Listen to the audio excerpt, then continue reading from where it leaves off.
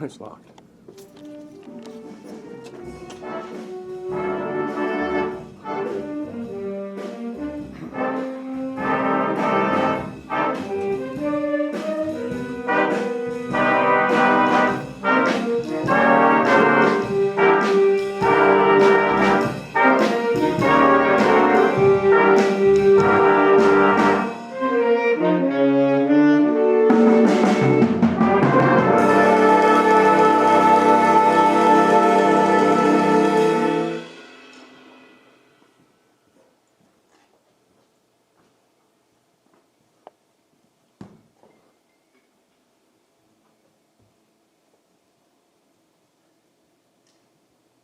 Sorry to interrupt y'all's fast, but we have some news that we need to bring to you. It's not real good news, but it's something y'all need to hear. Karen Hudman, 18-year-old Tarkington young lady, was killed in an alcohol-related crash April the 3rd, 2024. She is survived by her parents, Dwayne and Kathleen Hudman, brothers Micah and Cade Hudman, sisters Brooke and Carly. Carson would have graduated next month from Tarkington High School with honors, had already been accepted to SFA School of Music. She enjoyed her years at Tarkington as a drum major, member of Beta, FFA, and FCA. She also was a youth praise and worship leader at her church and beloved babysitter to many. She enjoyed life to the fullest and was planning to travel to Europe after graduation. She always had a smile or a sarcastic word for you to make you laugh. She didn't like conflict and loved her family fiercely. Carson was a part of the fourth generation of her family to grow up in Tarkington Prairie. Her family roots run deep in this community, and her passing will leave an enormous hole in all of our hearts. Visitation will be held April the 7th at 5 p.m. at Pace Stencil Funeral Home. The funeral will be at Calvary Baptist, following on April the 8th at 2 p.m. Family asked, instead of flowers, to make a donation to the Tarkington High School Band Department for Carson's honor. I'm sorry to bring you all this news.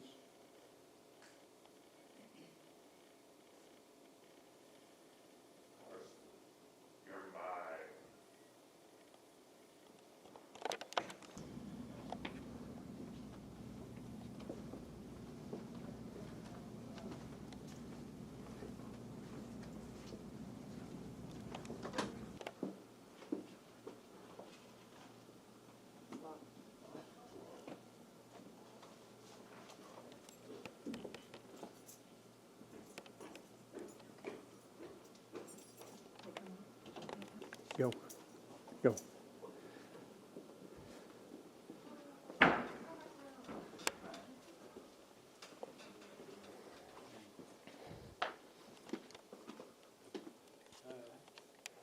Dakota passed away unexpectedly on April the 3rd, 2024, at the forever young age of 18. Dakota is survived by her father, Thomas Chapman Sr., and stepmom, Bessie Wood, her mother, Lauren Silvas, and stepdad, Jason Silvas, her brother, Thomas Chapman Jr., her grandmother, Betty Chapman, along with many additional family members. She is welcomed into the arms of those who preceded in her death. Her beloved Poppy, T.K. Chapman, Grams, Yvonne, Vives, and Hiram Vives. Dakota aspired to make a difference in the healthcare industry and had recently been accepted to Sam Houston State University, the first of her immediate family to attend a college. Growing up, she loved her family fiercely, her friends loyally, and her animals unconditionally. The world lost a smile that would light up a room and a heart that loved beyond measure. Her family requests donations to her scholarship fund for their generation college students yearning to make a difference and carved their own path in this world in lieu of flowers. Dakota will be laid to rest at Moore Cemetery in Groveton, Texas. Details to follow at Pacetown Funeral Home. You can check the website. Michael, did they laugh after that? I don't know if that was laughter. I don't think that was a laugh. I think some of them was swallowing. Okay. What? Yeah, it's just a couple different blocks. They were, Miss Stewart cried, she for sure cried. Oh. So how do you know if the teacher was here? Dump it on the floor. Here, I'll keep it Yeah, I over was the gonna car. say, here, go ahead. We can show it. No? So, this 3-year-old I'm gonna do some says her bruising nightly on you. prayers with her daddy and says, God, never mind. I haven't. So he I stays ain't gonna tell you then. at home all day. I think it's Scott.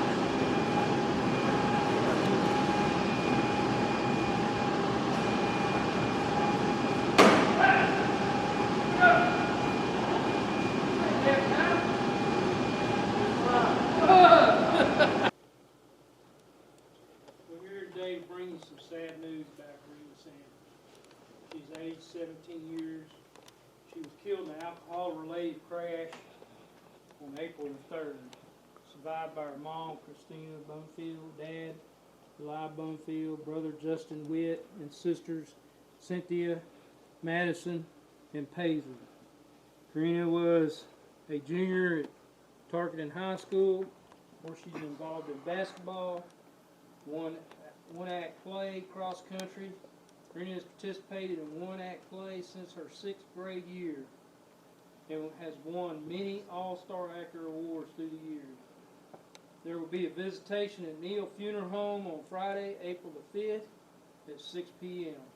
Funeral services will be held at Neal Funeral Home on April the 6th at 10 a.m. with a graveside to follow at Wells Cemetery. Kira's mine. Some of you will live a long life. I'll see the rest of you soon.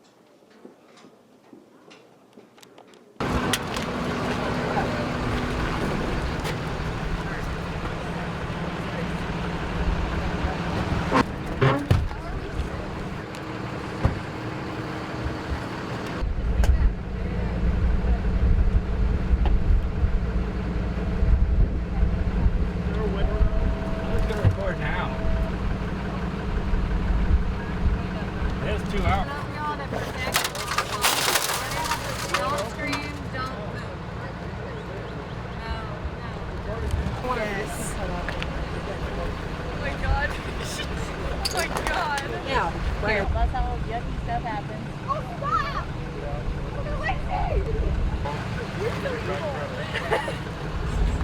That's disgusting. Grab it, throw it. Hold on. Oh my god. Oh my god. Girl, you had a lot of brains.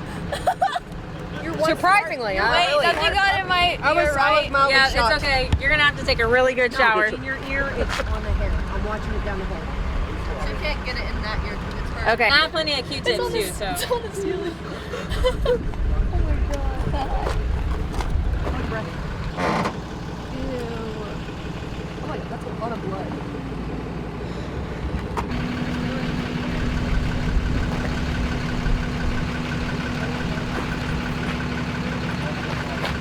I can't see, I'm just, that's a lot of blood. No! I'm going. I'm going.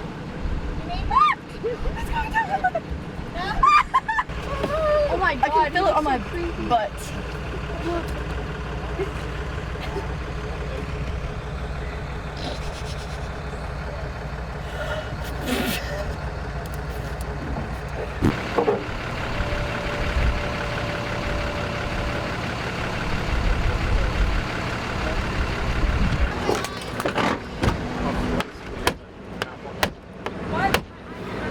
hate them some bitches.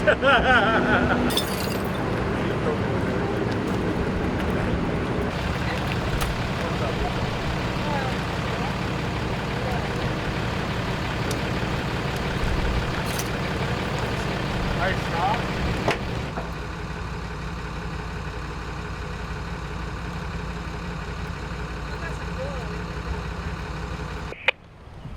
Is dispatch on the V Fire 21?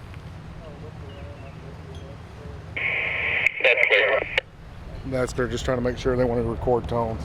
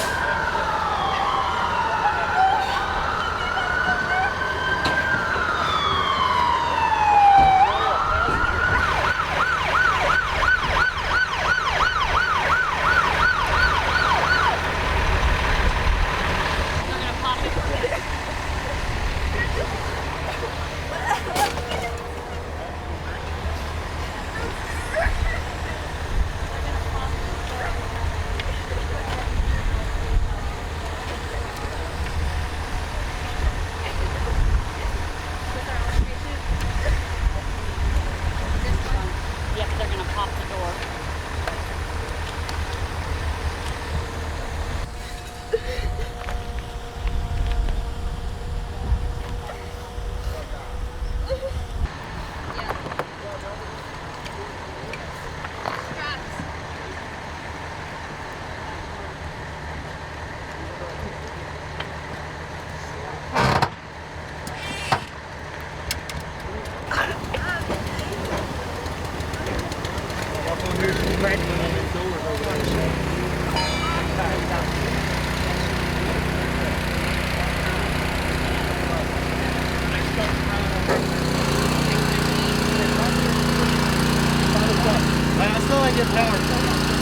Is mine alert?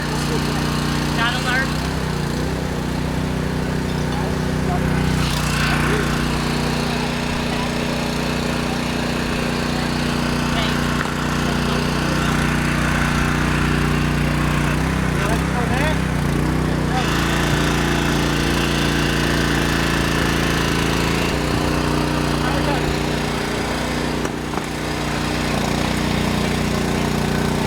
Cutters are on.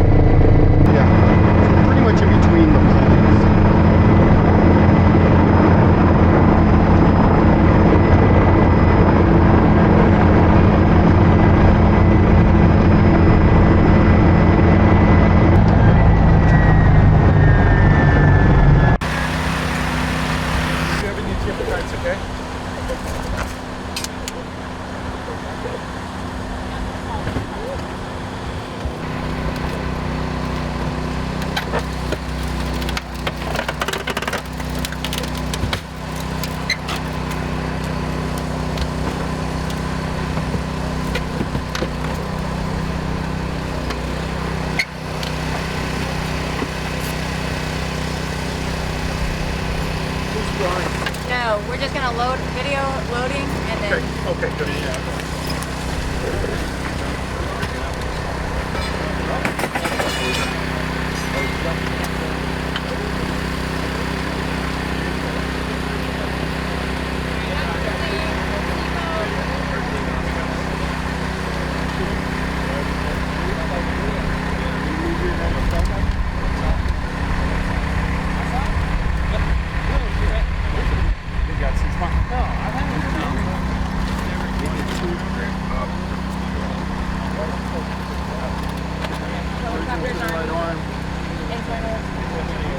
Okay.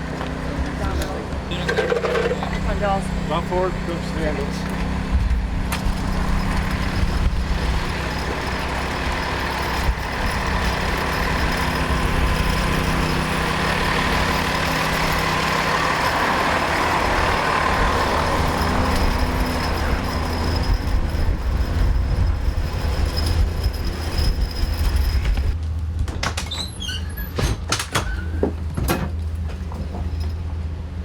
Lord, good.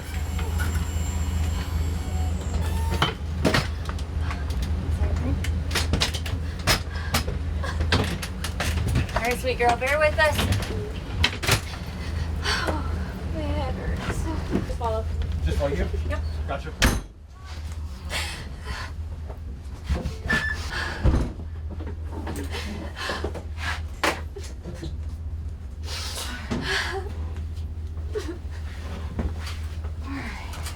You're doing a great job. We're going to the landing zone. We're going to fly you to the nearest hospital, okay? Do you remember what happened? No. Not at all? What were you guys doing? We were just driving to a party. Driving home from a party? Yeah. You guys drinking? I wasn't. You weren't drinking? Was the driver drinking? I don't know.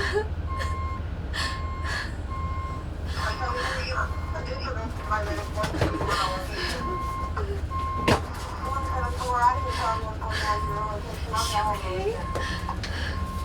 I don't know. They're checking on her and trying to get her fixed up, okay?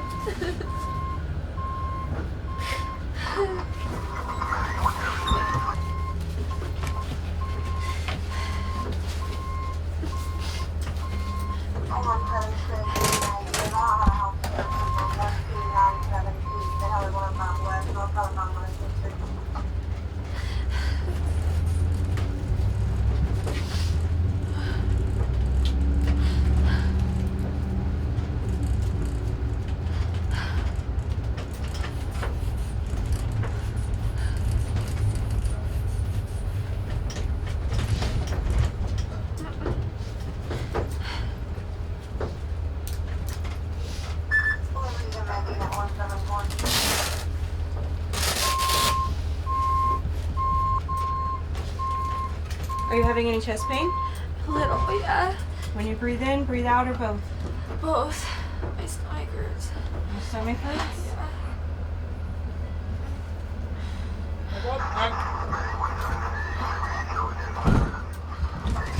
Hi. Hello. Hello. Hi, sweetie. My Swap. Hi, darling. Can you say your name? You breathing okay? Yeah, I just really busy. Busy. Did you hit your head pretty Seatbelt hard? sign, Did you some bruising, go asleep for a little bit? checking pelvic stability. Just listening to you. Can you feel me touching your toes down here? Is it hard to breathe? A little controlled bleeding. So what's the story? That's a great answer. Are you 16 or 17? 17-year-old female, restrained passenger, backseat driver Strong side. pelvic was felt stable. Car accident, she doesn't remember what happened. Equal brisk. So they were driving home from a party. She didn't have anything to drink, but she doesn't know if the driver did. Okay. And she has no recollection. No positive LOC. Let's start those O's. Let's finish giving this sun. These are sheared. Love it. Thank you.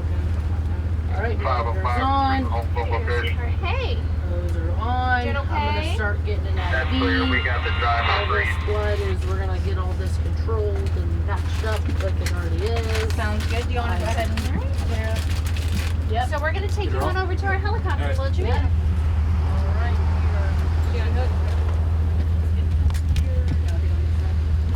Ready? Watch your toes. Nice and up, big bumps, okay?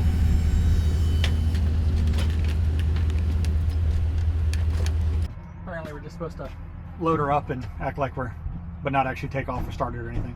Okay.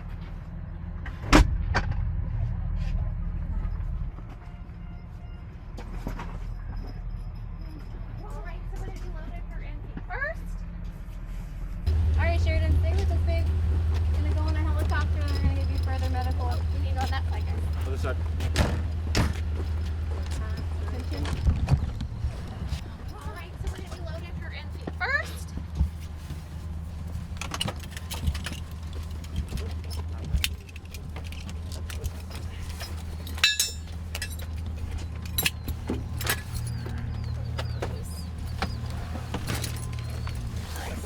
Take the sheet off here.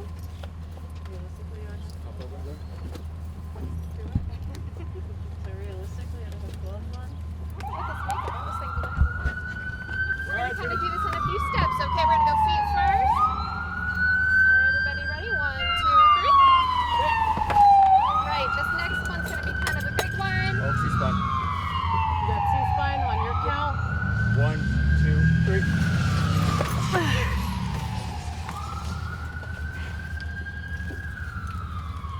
Alright, sweetheart, we're gonna be taking you to the hospital. We may have to give you some blood here while we're en route, okay? Well, let your parents know. Hopefully they get the ambulance. Just getting you all secured. You're all good. Alright, sweet girl.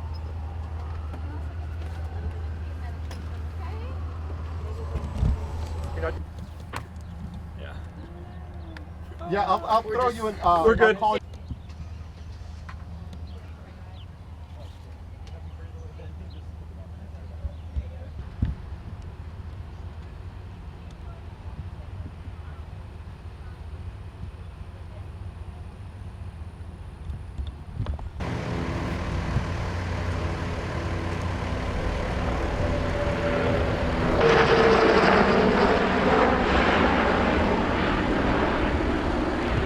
Troopers, appreciate you, man. God bless you. I'll be safe. Thank you for serving. Y'all too. Thank you.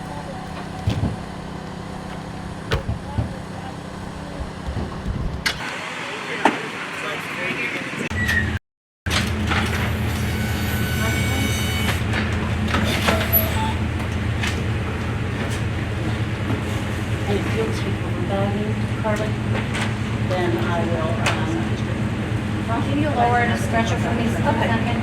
I got this. Okay. Hello?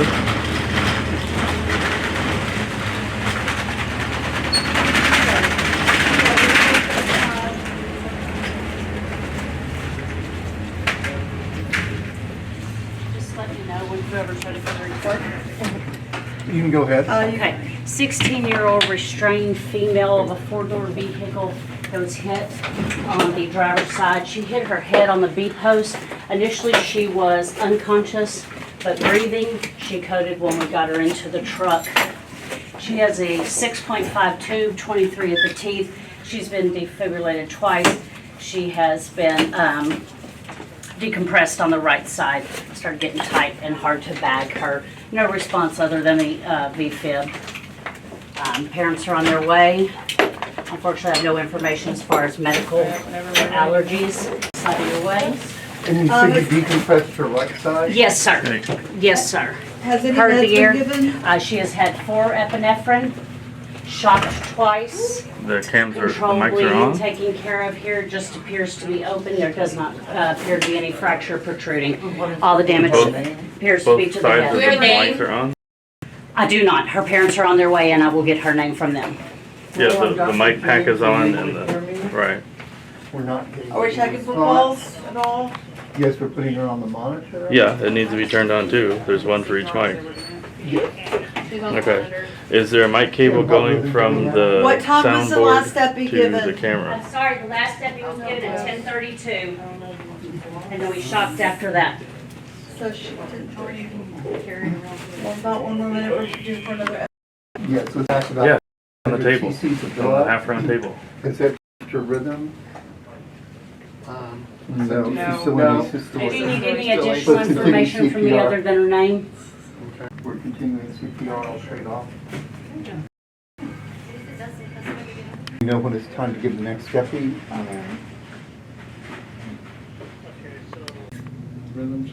What? Yes. July system, okay. I've not seen any positive response to resuscitative efforts. We're gonna have to stop. So we're calling it at 10:39? 10:39.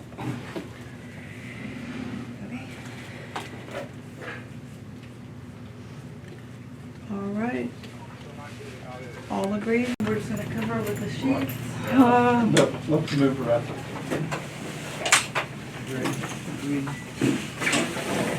Yeah, go to audio. And go to the, what does it say is the audio? Select the one.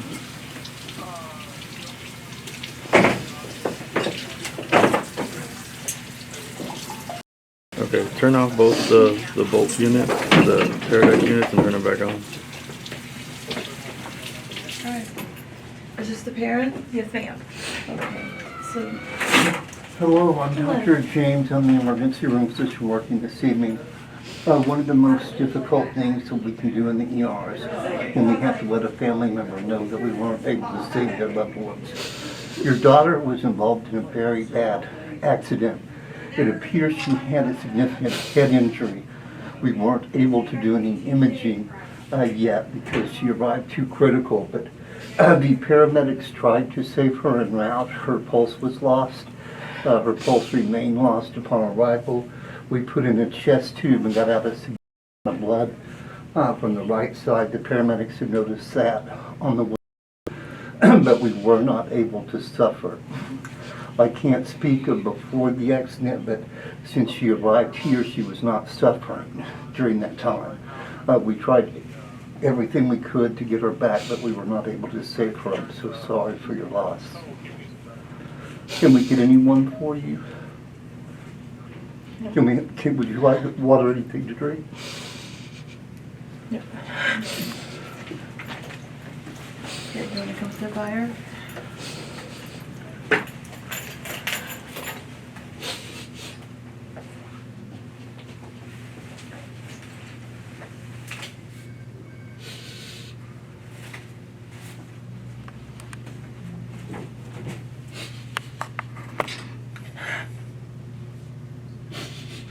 Sort of.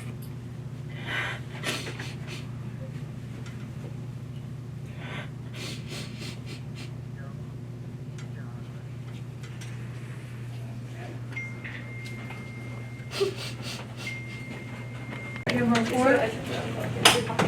17-year-old female involved in a two-vehicle MVA. She was driver's side passenger Look at this chair, the way. in the backseat. Take over compressions. Gotcha. Restrained passenger? She was on the driver's side passenger in the backseat. She has seatbelt marks to her abdomen with Good. discoloration. Blood pressure was 90 over 50. Okay, let's move her along. Alright, you got this? Yep. Got it. Any beds given? None. IV access? Real? No. No IV access. Cam, you start the IV? Yep. Drop it down. Drop our bed down. Good.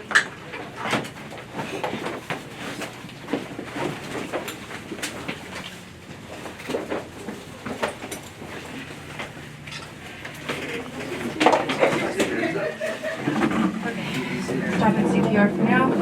1, 2, 3. Good. And what rhythm test we've seen for her? Okay, Brooke, you start the IV then. And she's been in ACE sleep for how long? Roughly 6 to 8 minutes. 20 gauge in the left AC. 18 or less. 18 left AC. EMT? You need Barbie, just let me know. No, you're good.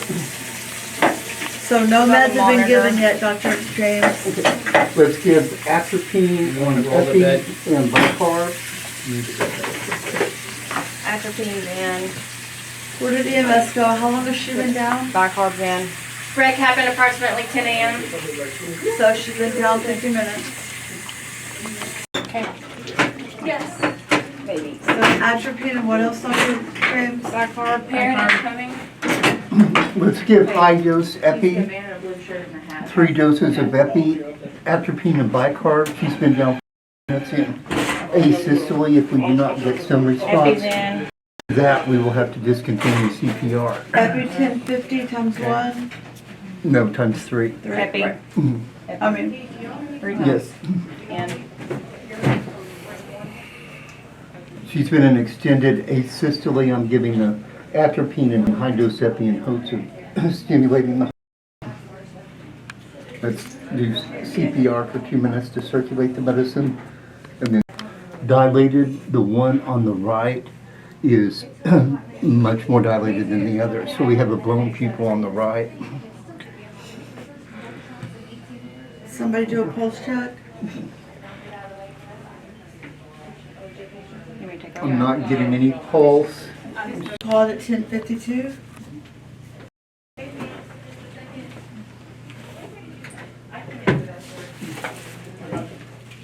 Someone's bringing parents in. Let's Can we move her up in the bed?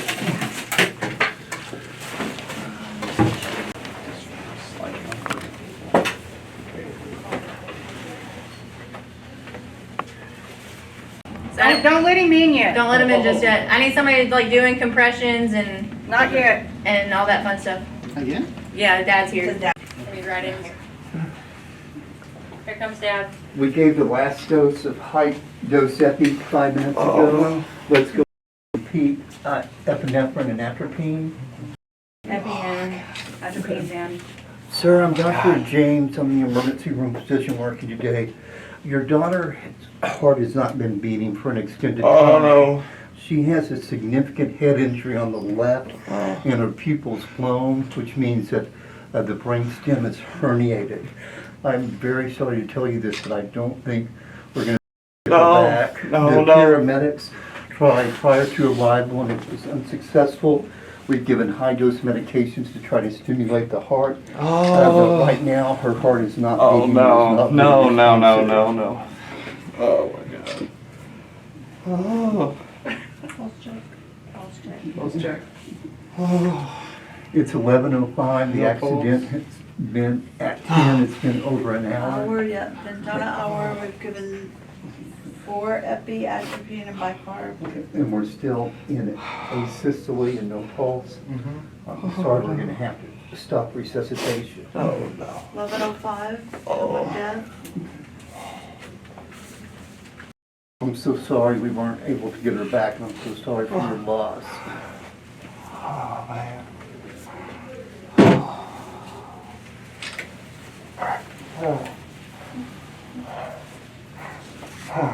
Can we get anyone for you? Would you like some water? Oh. What? Do you want to move up here by her, sir?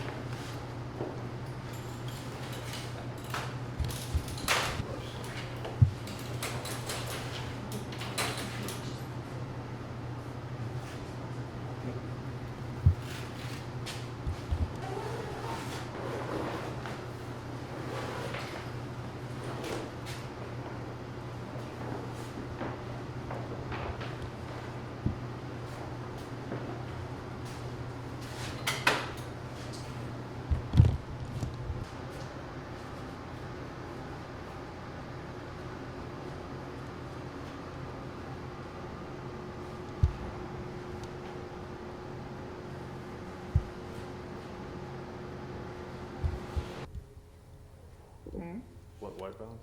I got 27 up under here. Okay. And that's gonna be different over there, but 27 is what I got right here. A story for this too? Yeah. Which station are you going to give it to? Probably none. That's what the constable over there at the jail said. Do you work with, just come up from the little flower in her hand, just.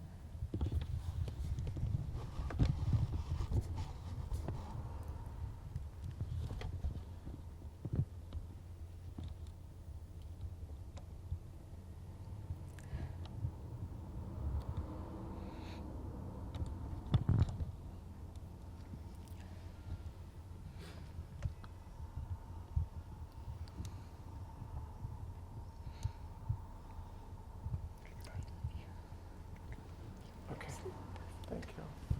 Good.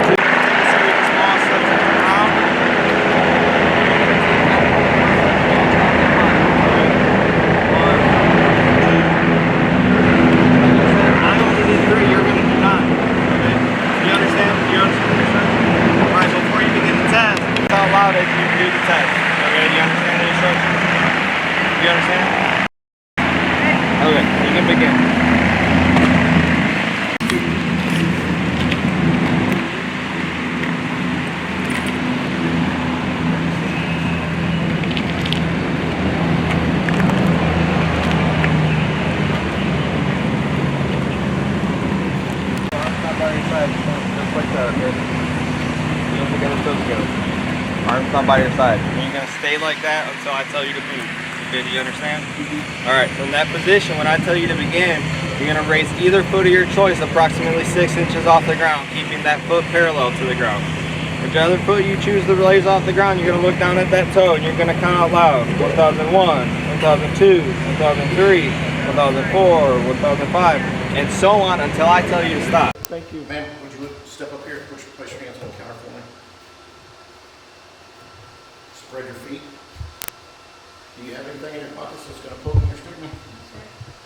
If you would, would you put your hands in your pocket and pull your pockets out for me?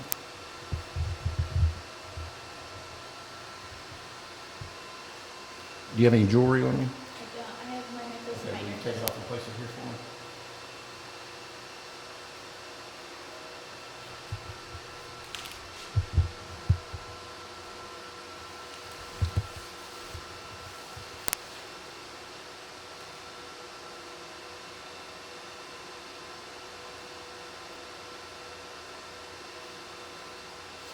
Walk over here.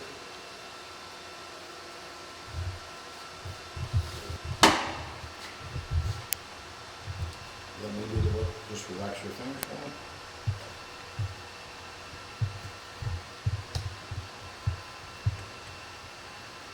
Don't touch your pants. You have everything.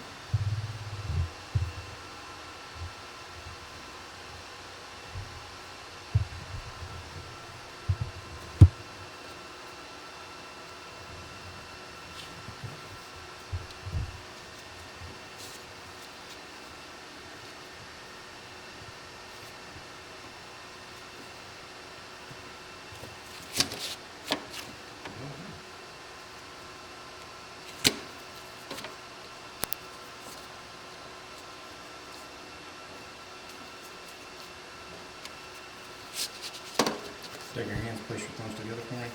Place them right there in the middle.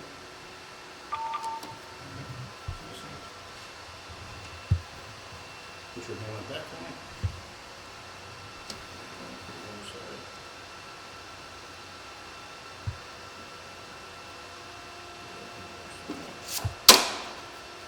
Walk over here.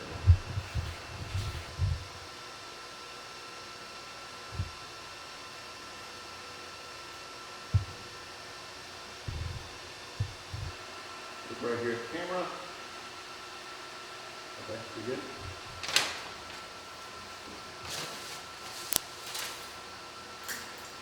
Okay, I'm going to ask you a few medical questions. Do you have diabetes?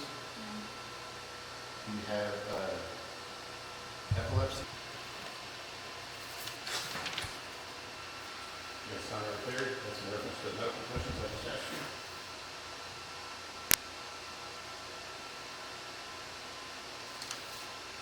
Sign right here, moving that way, verify those are the prints.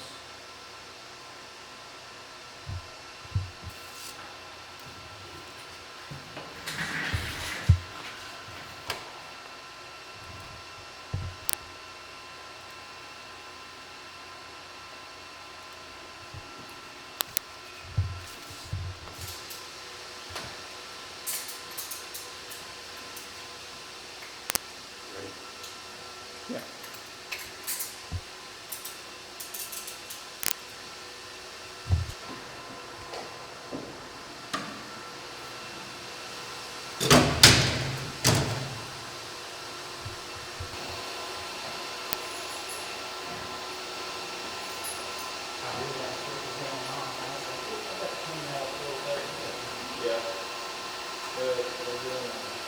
Court of presiding.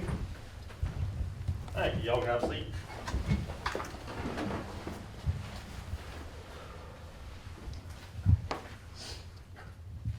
All right. Call the case of the state of Texas versus Jaden Willett. Prosecution ready? State's ready, Your Honor. Defense ready? Defense is ready, Your Honor.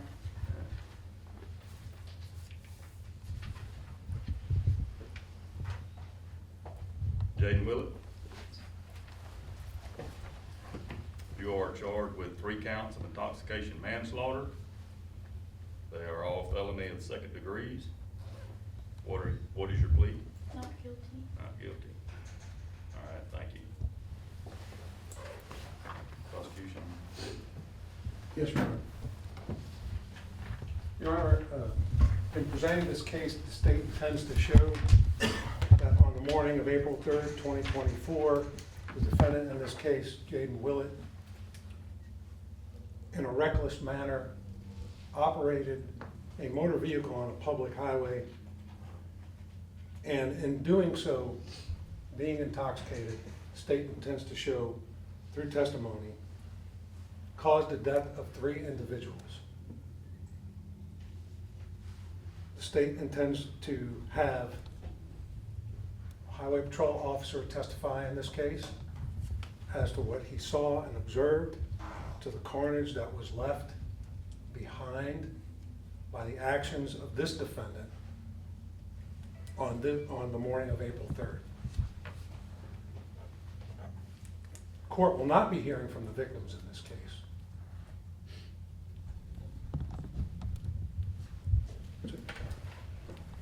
Defense have open. Yes, Your Honor, just briefly. Your Honor, today, through testimony of witnesses, including our client, evidence will show that Jaden Willett was in an accident. This was a tragic accident that occurred and resulted in the deaths of 3 individuals.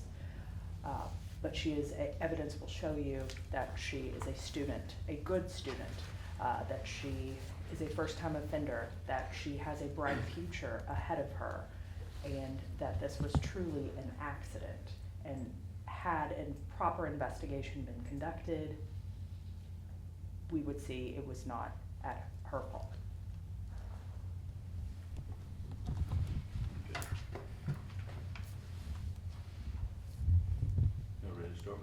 Yes, Your Honor. State would call Officer Wilcox to the stand. Trooper Wilcox.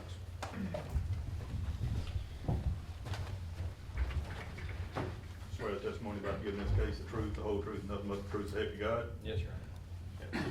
Can you please state your full name for me? Trooper Levi Wilcox. And Trooper Wilcox, how are you employed? I'm employed as a state trooper with the Texas Highway Patrol. How long have you been employed in such a manner? 4 years. And prior to your employment with the Department of Public Safety, where were you employed? I was in college and the U.S. In Navy. preparing for your duties, what type of training did you receive before you were actually a highway patrol officer? So before you're commissioned as a highway patrol trooper, we go through a 6-month in-house academy where we get training every day on things ranging from crash investigation to criminal investigation to DWIs, stuff like that. And how long does that training last? 6 months. Now, once your training has ended, do you immediately engage in your duties as a highway patrol officer, or is there some further programming?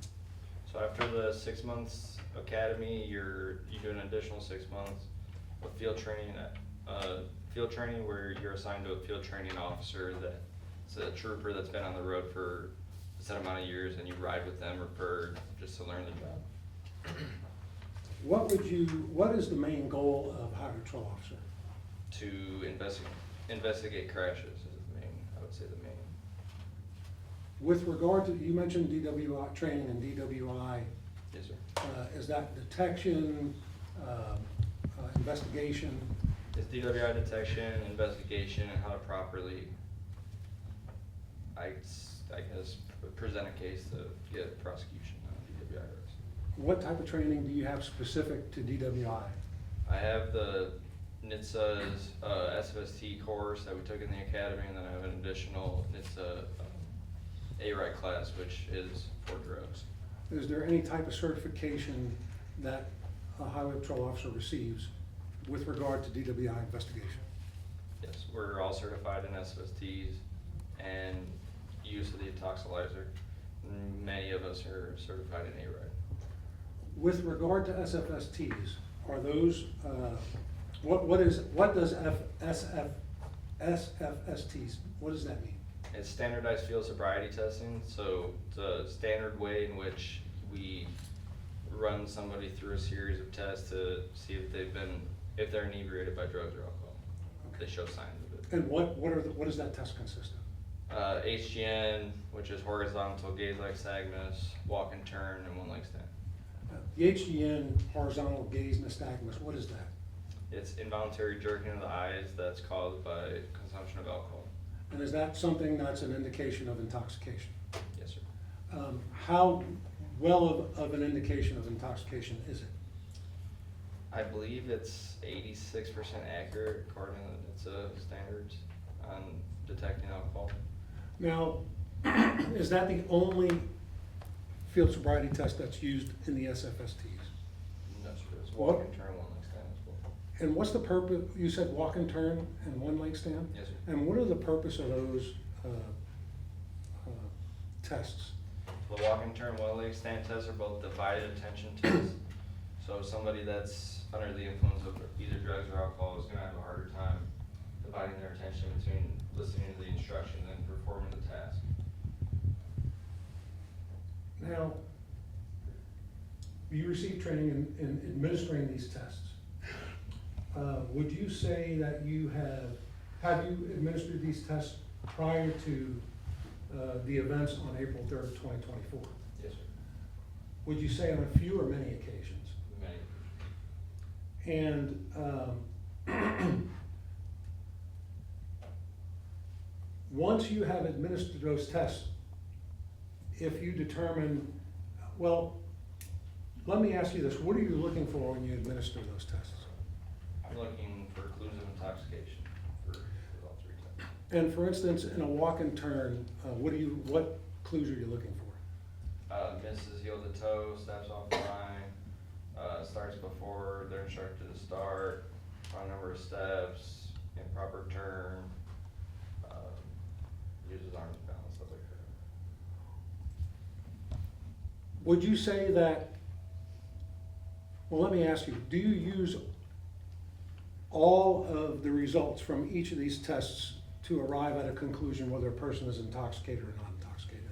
Yes, sir. Do you stop there? Is there any other testing that's done once you decide you have probable cause to determine a person was intoxicated? So there's no other standardized testing, but there's other clues of intoxication that we can observe in regards to someone that's impaired.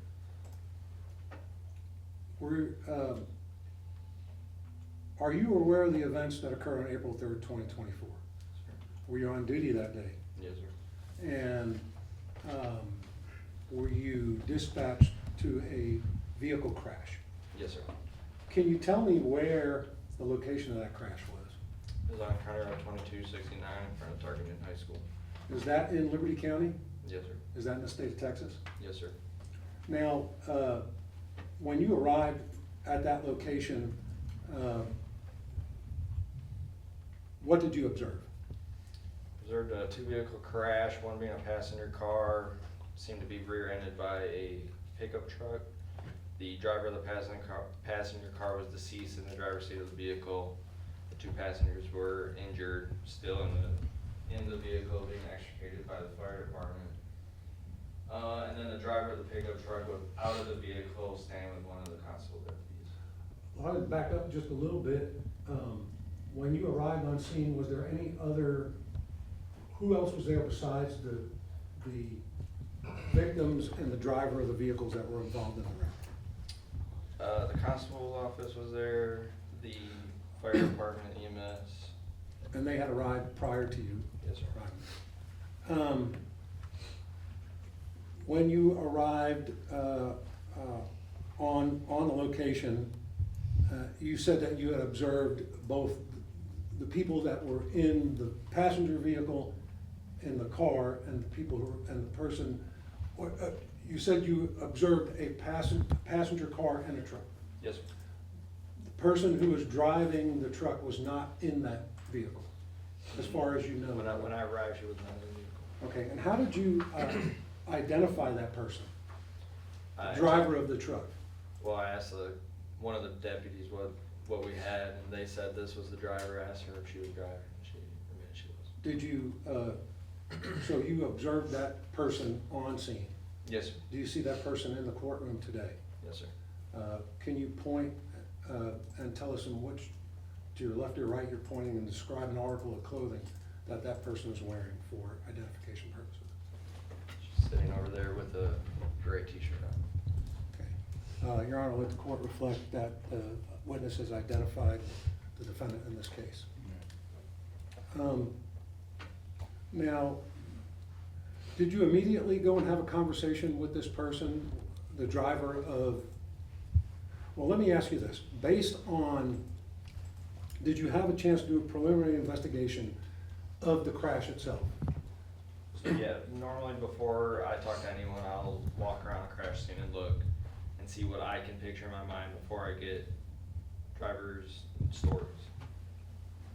Now, upon observing the crash itself, the vehicles themselves, what did you observe? I observed heavy front end damage on the pickup truck and rear damage on the passenger car, indicating the rear end collision. Did it appear to you as if the truck had, the pickup truck had struck the passenger car? Yes. And that, where had it struck it? The front of the pickup truck struck the rear of the passenger car. Now, at that point, excuse me, after doing that preliminary investigation and before you actually spoke with the driver of the pickup truck, did you come to a conclusion on a possible violation? Yes, sir. And a traffic violation? Yes, sir. And what was that traffic violation that you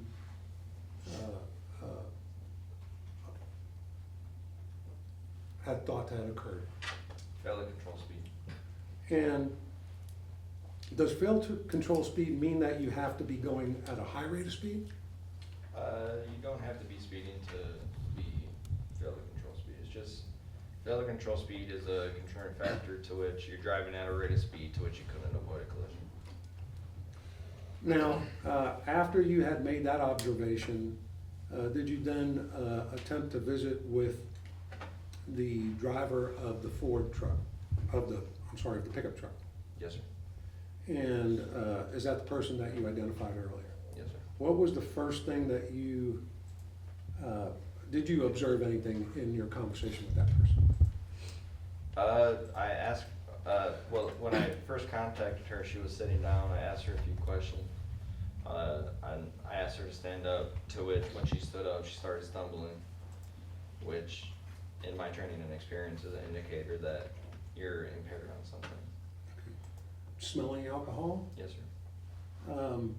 As she was talking, did you notice anything regarding her speech? Yeah, she had slurred speech. Is that an indication, from what your training experience, is that an indication of intoxication? Yes, sir. Or can be? Yes, sir. At that point, let's talk about the other vehicle. You observed passengers of that vehicle. And now the driver of that vehicle, what condition did you observe that person to be in? The driver? They were deceased. Okay, and that information came to you by way of whom? I saw it. You saw it? Yes. Okay. The other passengers in the vehicle were still conscious and when you arrived? Yes, sir. There's a little. And what did you observe as to their condition? They were both serious bodily injury. Can you describe briefly the type of injury that you observed? Head trauma, arm trauma, just miscellaneous trauma all over the body. Going back to the driver of the pickup truck, and regarding the area around the pickup truck. Now, you had said that you spoke with her. Was it at that point, did you start to suspect that the driver of the pickup truck, the defendant in this case, might have been intoxicated? No, I had my suspicions before I made contact with her due to the open containers. Open containers, and where were those open containers located? They were strung throughout the vehicle and all over the ground around the vehicle. Were they, what type of beverage were you observing from those containers? Was it beer or wine coolers? Or? It was beer. It was beer? Yes, sir. So that was before you actually had a conversation? Yes, sir. When you did have a conversation, you observed other indications? Yes, sir. At some point, did you decide to conduct standard field sobriety tests? Yes. And did you do that? Yes. Did you conduct all of the tests that we discussed earlier? HGN, walk, one leg stand, walk and turn? Yes, sir. And with regard to the HGN, can you just briefly describe what you're looking for? So we're looking for nystagmus in regards to movement of their eyes. So when you're under the influence of alcohol, nystagmus is an involuntary movement of your eyes. So whether you want to control it or not, if you've been drinking, we're going to see your eyes. It looks kind of like a twitching. Okay. And is that just one clue to that test or more than one? Well, there's 6 different clues, but they're all related to nystagmus. And each clue is just a separate part of that particular test? Yes, sir. In this case, did you observe any clues Yes, sir. with regard? And how many of those clues did you observe? 6. So all 6 of the clues? Yes, sir. Your next test, was it the walk and turn? Yes, sir. And how many clues does that test consist of? And how many clues did you observe in that test? 8. And then you also administered the 2-leg stand. I mean the 1-leg stand. Yes, sir. And how many clues are in that? 4. And how many clues did you observe in that? 4. At that point, do you believe you had probable cause to arrest the defendant in this case for DWI. Yes, sir. Now, once you made that decision, did you talk to the defendant about what had happened?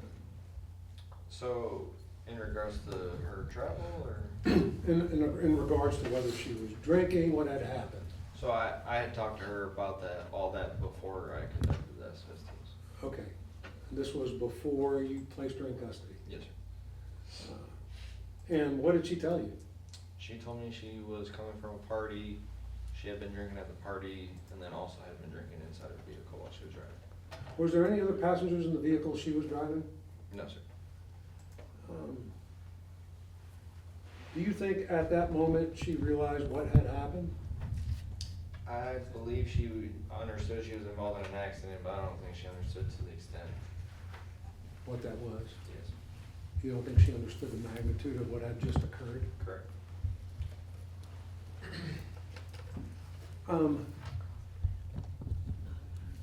Do you know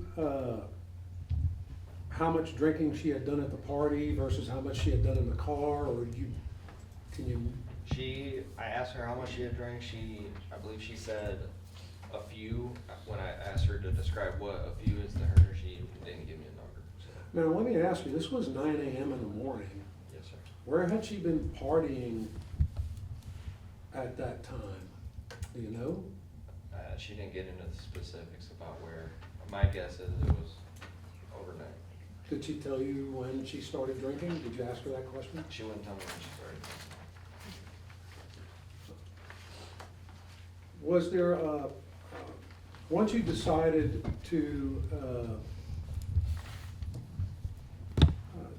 once you decided you had probable cause to make the arrest for DWI, did you effectuate that arrest? Yes, sir. And in the course of arresting, do you ask for any other kind of test, blood test, breath test? Yes, sir. After the arrest, I read her DIC-24 and asked for her blood.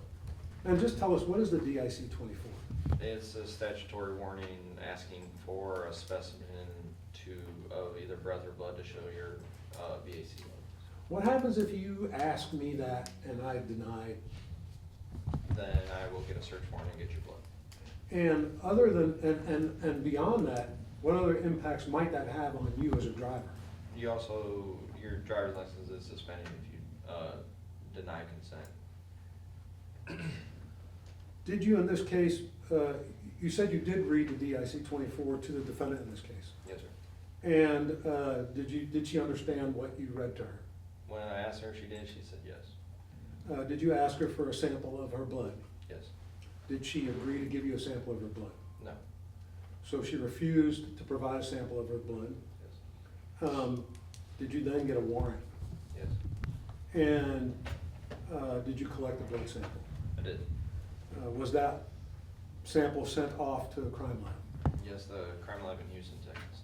And did a result come back?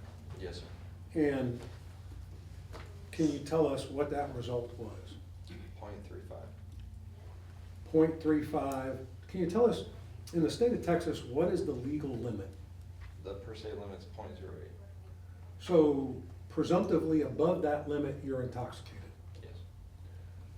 This is quite a bit beyond that. Yes.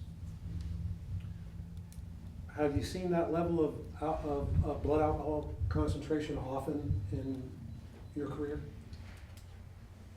I could probably count it on one hand.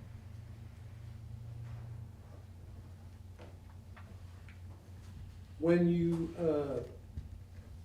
eventually decided to charge here, you knew you had, you testified earlier that you had one person who was deceased on the scene. Yes. What happened to the other two? They passed away at the hospital. Okay. They were taken from the scene to, how were they transported to the hospital? One was driven by ambulance, one was life flight. And when did you learn of their status? En route to the jail. And en route to the jail, you learned that both of the other persons were deceased. Yes, sir. And at that time, was it your decision to charge intox manslaughter for each of the victims? Yes, sir. I'll pass the witness. Just a few questions, Trooper. Now, my client, did she suffer any injuries in this accident? She told me, I asked her 2 separate times if she was injured, and she said no. It's a pretty severe crash though, wasn't it? Yes, sir. Or yes, no. Wouldn't have shocked you if she had hit her head or sustained some other injuries in that severe of a crash? I would suspect that, but I asked her if she hit her head, she said no. And oftentimes is it true that oftentimes after a crash or some sort of incident that people are just kind of, their adrenaline's going and they're not really noticing all the things that have happened to them? Would that be something that's a regular occurrence? Sure. All right. Now, you talked about the kind of field sobriety tests and things that happen to you, like an injury, a head injury, things like that. Those can have an impact on those tests, correct? Right. Yeah. All right. Now, the occupants of the other vehicles, are you aware, were they wearing seatbelts? Were they secured? Anything like that? So as far as I know, they were all secured. They were all secured.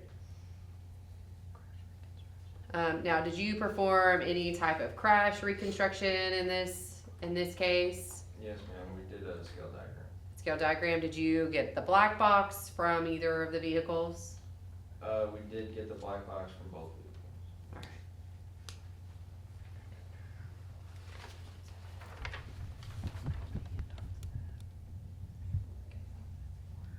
All right.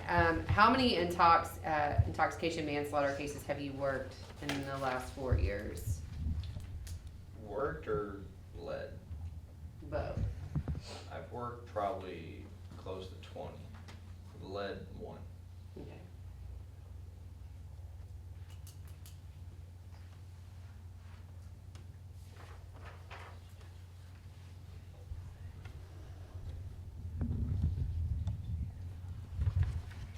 No further questions.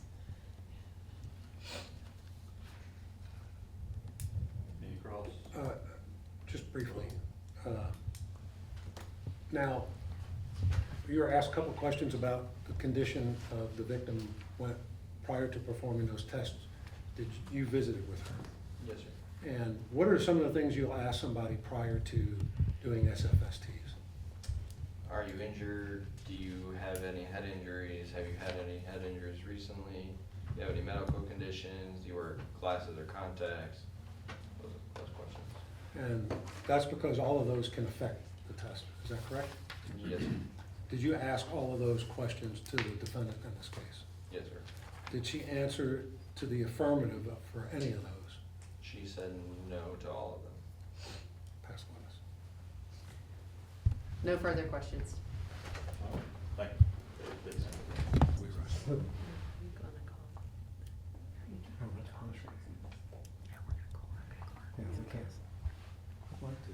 I'm sure we will. We rest, Your Honor.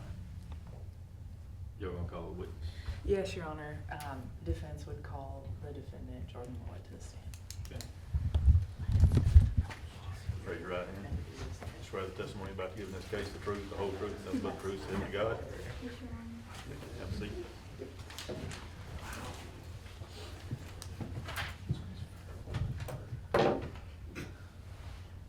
Hi, Jordan. I know that we've talked previously, but could you please state your name for the record? Jaden Willett. And do you understand why we're here today, Jaden? Can you talk about what happened the morning of April 3rd, 2024? I was on my way driving home, and this car came out of nowhere, and just everything after that is a blur. Do you recall what speed you were traveling? No. Do you recall the roadway you were traveling down? No. Where were you coming from? I was coming from a party. What type of party? It was kind of like a graduation, like hangout. It wasn't supposed to last as long as it did. Were you there with your friends? I was. What were you doing at this party? I was drinking. Do you recall how much you had to drink? No. Mm. Do you recall what you drank? Yes. What did you drink? It was beer and whiskey. Jaden, do you know Kendall Hicks? Yes. How? I've been to school with her. We've been in the same grade since school. Do you know Miss Flippo or Miss House? I do. How do you know them? I did one act my freshman year with Ayla, and then I play softball with Sheridan since I was in Little League. Were any of them at the graduation party? Not that I recall. Jaden, how old are you? I'm 17. Have you ever been in trouble before? No. Are you in school? Where do you go to school? Tarkington High School. What grade are you in? I'm a junior. What do you want to do when you grow up? I want to be a teacher. Do you know where you want to go to school? I sent my SAT results over, but I really want to go to the University of Miami. Do you understand the gravity of why we're here today? I do. Do you understand that if convicted, you would not be able to do those things? Jaden, if you had to do it all over again, what would you do differently? Not drive.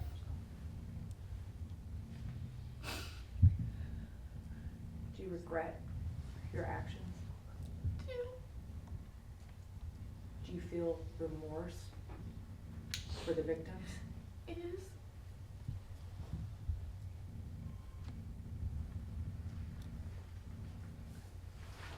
Defense passes the witness, Your Honor.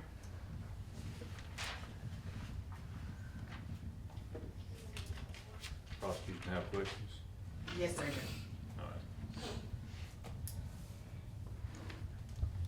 Ms. Willett, let's be really clear, okay? We're here today due to your actions, yes? Yes? And you will agree with me that every action you took on April 3rd, 2024 was your own, was based on your own decision. And every action that you took on April 2nd, 2024 was based on your own decision. Yes. Nobody put a gun up to your head and forced you to drink. No. They didn't force you to drink whiskey. No. And they didn't force you to drink beer. No. And you drink a lot. You'll agree with me, right? I don't know. Okay. You will agree with me that you shouldn't have been drinking at all. I agree. And you drank all night long. Yes. And well into the next morning. Yes. And you were being very kind by saying you were intoxicated, but you were actually drunk, yes? Okay. And you were drunk before you decided to get into your truck. Yes. And you were drunk before you decided to put the key in the ignition. Yes? Yes. You were drunk before you decided to back out of the driveway you were parked in. Yes. You were drunk when you slammed into the passenger vehicle at the school, yes? Yes. So much so that you could barely stand. Yes. And you smelled like a distillery, yes? Yes. There were beer cans inside your truck, Yes. some of which you drank on the way to the crash, yes? Yes. And you heard that there were beer cans outside your truck. Yeah, I heard that. Okay. Beer cans, again, that you had drank while you were inside. Yes. And you drank so much Ms. Willett, that you said everything is a blur, Yes, okay? From that night or the day after, the day after. okay? You're so drunk you don't know how fast you were going. So drunk you didn't know which road you were traveling on. So drunk that you don't remember how much you drank. No. And I recognize that you're emotional right now, and you understand that that's a common emotion for a situation like this, yes? And you said, Ms. Willett, that you wanted to be a teacher when you grow up. What does Kendall Hicks want to be when she grows up? I'm not sure. Okay. And what about Sheridan House? I'm not sure. And what about Isla Flippo? I'm not sure. And they're not here to tell us, are they? No. Pass the witness. Your Honor, just briefly. Jaden, is there anything else that you would like the court to know today? It was an accident, and I didn't mean for it to happen. And if I could take it all back, I would. Nothing further, Your Honor.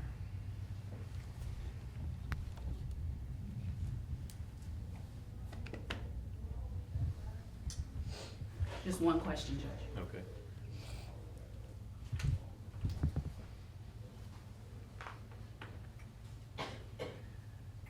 Explain to the court how you can say it was an accident if you don't remember anything about that day.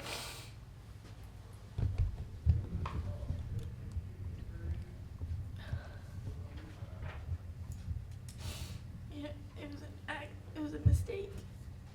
We all make mistakes, and some of them are greater than others. And, you know, we all have accidents. And this was a big one. Pass the witness, Judge.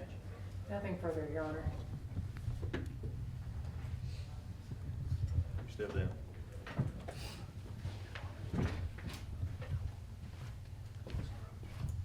May we approach, Your Honor? Yes.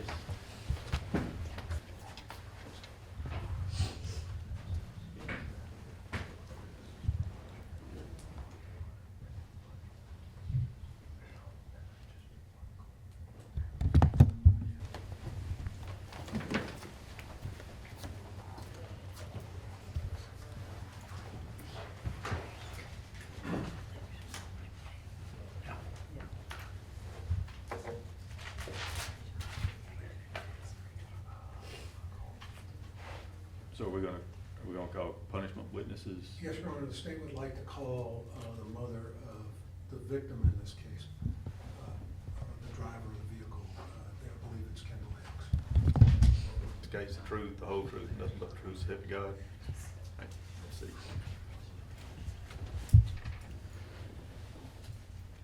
Good afternoon. Can you please state your name for the court? Legina Hicks. Did you say Legina? Uh-huh. Ms. Hicks, I know this may be a difficult time for you, but I'd like to ask you a few questions if you believe that you feel up to it. Kendall Hicks was your daughter. Yes. Tell us a little bit about Kendall. Kendall was all personality. She was always dancing, always moving. She was going to be captain of the drill team next year. She wanted to be a teacher when she grew up too. Man, she doesn't get to grow up. Did Kendall have any brothers and sisters? Yes. How She many? has 3 brothers. And are they older or younger? They're older. They protective of their sister? Very much so. They had a close relationship? Yes.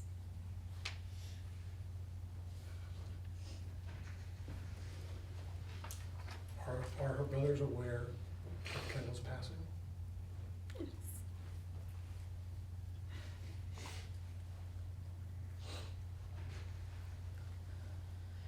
How old was Kendall? Kendall was 17. And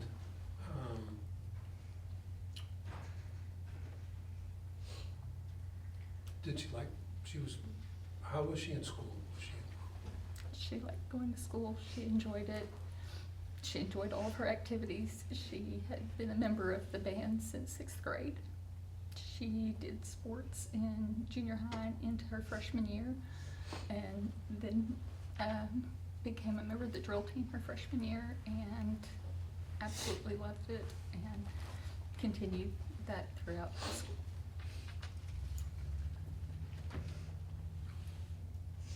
Now, I'm not going to ask you if you remember the events of April 3rd, 2024, because I think that would probably be a ridiculous question to ask, but I do want to ask you, do you recall seeing Kendall that day? Yes. And when was it? Was it in the morning, in the afternoon? That morning That before morning school. before she left. Do you remember having a conversation with her? Yes. Do you remember what that conversation was? We talked about her day and what she was going to be doing today. We talked about, the upcoming weekend and our plans. Did you have plans to go someplace? We did. We were going to go to the beach. Was she excited about that? Yes. Were you excited about that? Yes. Did you ever think that that would be the last conversation you had with your daughter? No. If you had 5 more minutes with your daughter, what would you say to her? I would tell her how proud we are, how much we love her. She was the light of our lives. And I don't know how we'll go on without her. I'll pass the witness.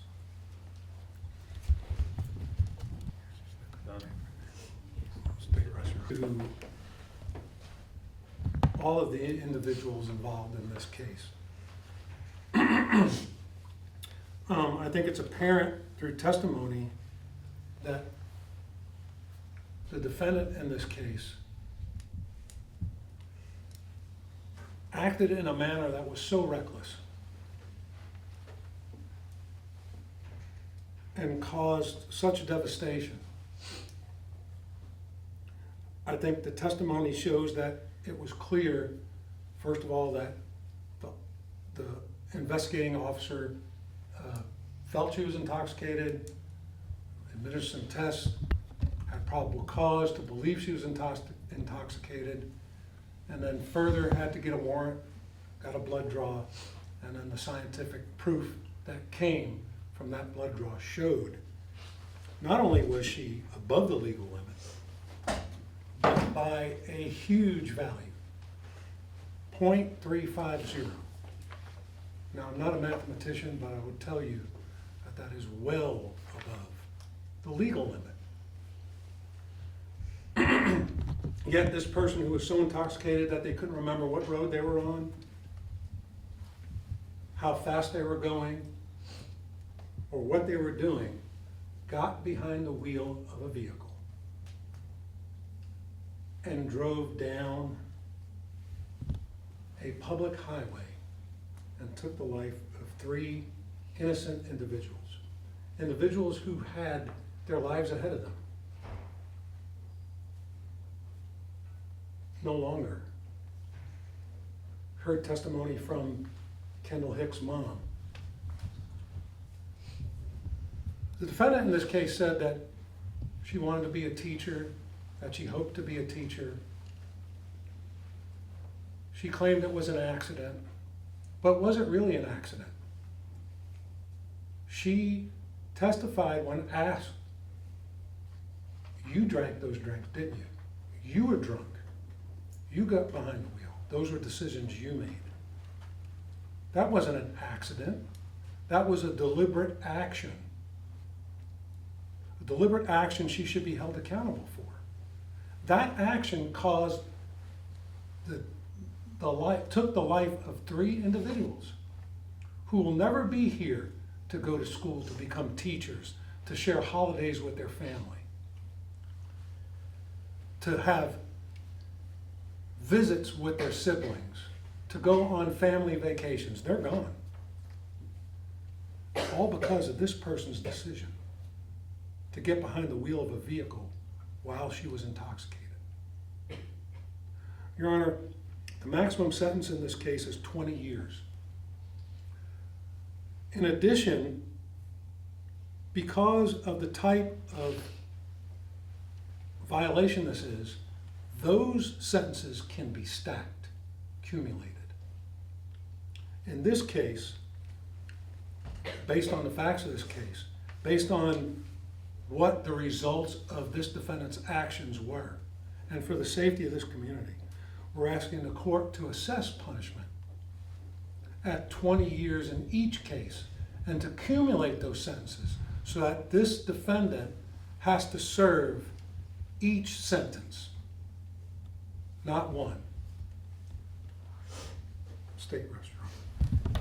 It didn't wake up or didn't start her day out on April 3rd with the intention of harming anyone.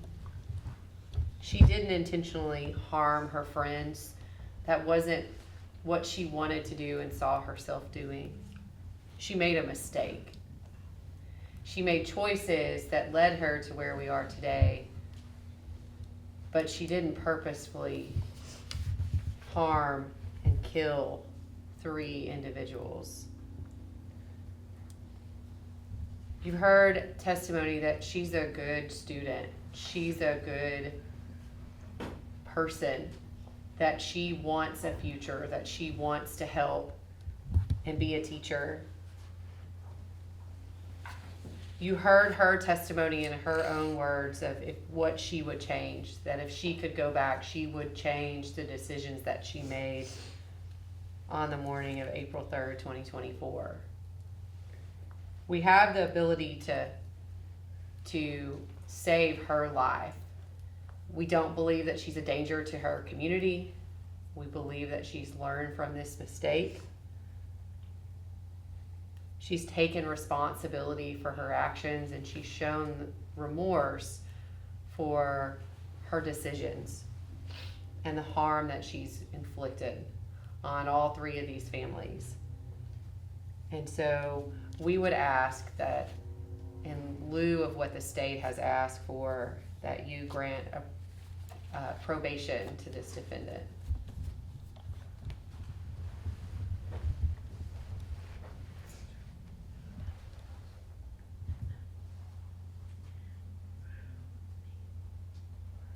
Anything? State restaurant. Defense? Things. Okay. All right. So we're ready for the verdict? You are, Your Honor. All right. Will the defendant rise?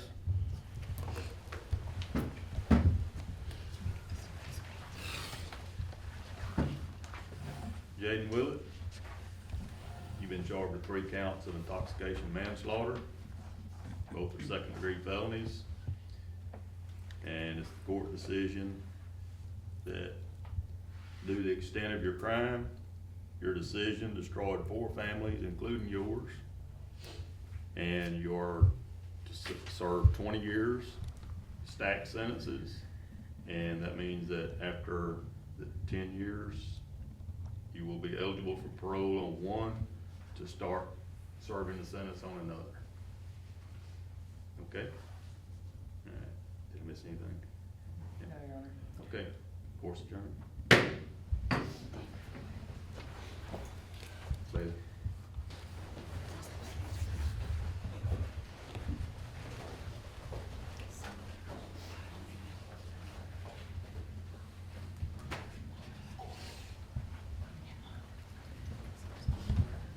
Our staff for coming. And the county attorney. The county Assistant attorney, county attorney. Judge Fuller, Trooper Wilcox for coming. I'm sure they have something else they want to say to the group, mainly y'all. Thank you. I know it's hard, parents, I know, but that's why we're doing this, so they know. I can tell you, you just got a brief glimpse into it today. I know there was a student, one of y'all said, oh, that's not how it really is today. It's worse. I promise you. Worse. Worse. Judge, you got anything you want to add? Mom had me tearing up. I had to think about something else. Trooper, you got anything you want to add? Not much of a public speaker. I will say the worst part about my job is going to parents' homes at 2 in the morning to tell them that their kid's not coming home. So the last thing your parents want is a trooper showing up at the house. All right. And I'm gonna add to that, his boss is a good friend of mine, and that is the worst thing you want to hear at 2 o'clock in the morning. I promise you. Makes your walls shattered. Yeah, because you know, especially when you turn that porch light on and you see that uniform, you know. Jennifer, you got? Just Ms. briefly, Burton. I want to thank you guys for being here and participating in this. I know it's kind of doesn't feel real, but what we do every day is very real, and the decisions that people make and the decisions that you make now and going forward in your future have so many. The impact of them is so great, and so I'd encourage you to make wise choices and to make good decisions, because you never know that one small mistake that you make or that one bad decision that you make, how much destruction it can cause, whether it's your family or the other individuals' families, because we see it every day.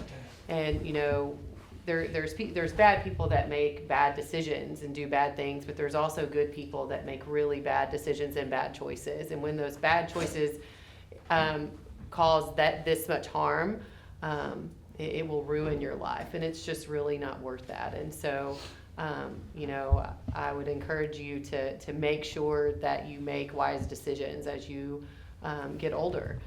Because you're going to have a lot of freedom, and you're going to have the ability to choose to do the right thing or to choose to make bad decisions. And so make sure that you're mindful of that every single time.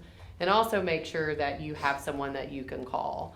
Because I always tell youth, I'm like, you may decide that you're going to drink or you're going to do drugs. And if you do, make sure that you call somebody to come get you. Because you may find yourself in a situation where you've done that, and I can guarantee you that every single one of your parents would rather come pick you up drunk as a skunk than have you try to hide that and get behind the wheel. My kids are small, but I'm going to tell them that from the time that they understand that you can always call your parent, you can always call another adult, and they will be there for you, because we see the reality of these types of decisions. And so thank you, and we wish you all of the best. And we hope that we never see you, you know, in one of these situations. If she calls me and it's one of y'all, I'm gonna make her throw the book at you, I promise, because you know better. I've seen her in court, y'all. She's a pit.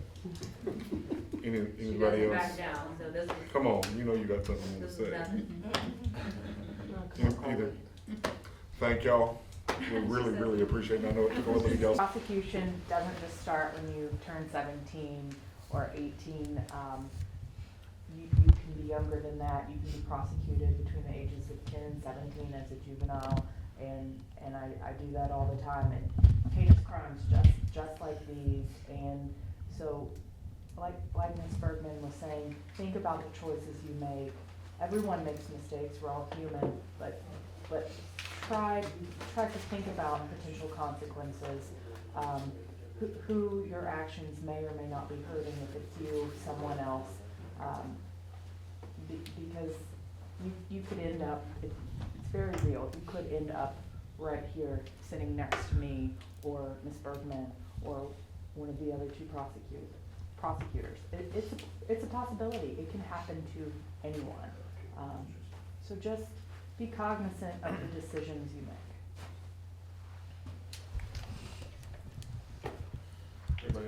First of all, your name? Legina Hicks. Legina Hicks. You know him? Kendall Hicks. What's that? Kendall Hicks. Kendall, K-E-N? D-A-L-L. D-A-L. And your name, sir? James Hicks. Your parents do? Yes. Okay. This today, you volunteered yourself for this today. Yes. Did you expect all this to happen the way it happened? No, but I expected that it was going to be hard, and I didn't know that it would be this hard. What was the hardest part of it, you think? Hearing my mom talk in front of the jury. What about them declaring you dead, and the casket, and the morgue, or the, That, because I knew it wasn't real, but sitting in the courtroom while Jaden was being convicted and hearing was for me, Ayla, and Sheridan, like she wanted, in past tense, really hit me and really affected. you ever been involved in anything like this before? No, sir. No. What about you? This had been tough. I saw it a couple of times today. Yeah. What was the toughest part for you in this whole thing? Probably when they put her in the body bag and put her in a hearse. The coffin was tough too, but the body bag and the hearse just seemed very final. What about courtroom today? That was kind of rough too, wasn't it? Yeah. Because why you feel, I've known Jaden her entire life. Why I feel for her, it's the thought of losing my child because of her. Because of a drunk driver? Yeah. What, emotion-wise, just what was the hard, just super hard, or what was it? Very emotional, very much trying to put in my mind, it's not real. This isn't real. She's right there, she's okay, but it all felt very real. The whole day just, Seeing her, when you went to the funeral home, seeing her in the coffin there. That's tough. Did not expect that. Paul might have left a few things out of his explanation of how things were gonna go. So, yeah, when we walked outside and I saw her in the car and Ayla was shaking her and she didn't move at all, I knew which path we were headed down and that it was gonna be hard. But you getting the makeup, they really made you up. Oh, yes. You're gonna be showered for the next couple of weeks in your hair. Yes, definitely. You were covered in Brain matter, which consisted of eggs, cheese, mayonnaise, and sour cream. matted all over your face, all over your hair. Yeah. And you had braids at the time. Yeah. So it kind of just stuck in my braids. Still got a little bit of red hair, it looks like. Yep. And okay, a little bit. And it dyed the pink more purple. All right. Appreciate it. Jaden. Jaden, what's your last name? Willett. Spell your first and last name. J-A, spell it or say it? Spell it, yeah. Oh, J-A-D-Y-N-W-I-L-L-E-T-T. Okay, you were basically involved in the crash today. Yes. What were you thinking the whole time? I mean, you come stumbling out of that truck, the beer bottle comes rolling out on you. What were you thinking the whole time going through your head and you seeing the carnage? Like what happens next? What do I do next? Like, just because I didn't get, like, they just gave me a short little rundown, but all of it I had to, like, pull out of my butt. Can I say that? You have to go along with it. What about getting here to the courtroom? Well, first of all, seeing them, the damage, the carnage and everything, you know, them bloody, ambulance, loading the body bag, the helicopter, the whole bit. I didn't see the last part, but I seen, like, whenever the cop cars first pulled up, I seen that, and I guess, like, sitting in the truck, it made me, like, a little emotional, but getting out and seeing everything, it just, like, it hit a different spot, and it made me just break down. What about once you got here to the courtroom? What were you thinking? What was running through your head from the time you walked in the courtroom and the time they basically convicted you? I don't like being told you're in the wrong, so it was kind of like, I don't know how to explain it, just not up my alley, so it was really hard. I don't know. What do you think about Judge Fuller's sentence? It's reasonable. It could have been worse. So what are you thinking now? But you think it's going to help some people realize the I hope dangers of so. drink driving? I hope so. If it don't, then I know it won't be me. All right, that's good. First of all, name, Paul? Paul Gregory. Tarkington Fire Department. Tarkington Fire Chief. Tell me what this program is called, how often you do it, what it's for, and what you hope to accomplish with it. Forever changed. We do it every 2 years. It's actually changed a couple times. We actually started in 2002. The program to me, I just wanted to, if we can save one kid, get them to call or get them to make the right decision. As the DA said a while ago, you know, call your parents, call somebody. If you decide to make that mistake or you make a mistake, you have drank or did drugs, to call somebody, you know. What's involved in putting something like this together? I mean, there was looked like a lot of sketching, a lot of props, a lot of everything. There was a lot of resources put together. We're very fortunate. The community supports us real well with this program. You know, Constable Hunter's office, Liberty County DA's office, DPS, Legion CMS, Tarkington Fire, of course, Constable Hunter's office. I don't know if I've already mentioned that. I may have, but there's a lot of people go on. Neil's Funeral Home. We always get a lot of sponsors and a lot of help, a lot of coordinating on how to do this and who does it. We started at 6 o'clock this morning with having the students meet us at the school, and we started makeup with the 4 kids that were in the mock wreck. But we also had kids that we were pulling out about every 15 minutes out of class and painting their faces white and reading their obituaries to the class, which simulates someone dying every 15 minutes, which is the average rate throughout the United States. Is every 15 minutes someone dies of an alcohol-related accident. We also talk about distracted driving quite a bit too. So. The Grim Reaper coming in these classrooms. You know, a lot of them were a little worried about the Grim Reaper. It's his first year actually doing it for us. He did a real good job, and you know, the Grim Reaper is just a symbol, you know, that this can happen anytime, any place. And you know, most of us have seen it. I mean, you've been doing this for years. Right. 105, 321. You've seen your share up and down these highways here. Yes, sir. What some of the scenes you've seen here compared to the pretty much realistic today? It's pretty realistic today. You know, of course, we did a little, you know, extra to make it look a little better for the video and you know, the show, I guess, as you want to, if that's what you want to call it.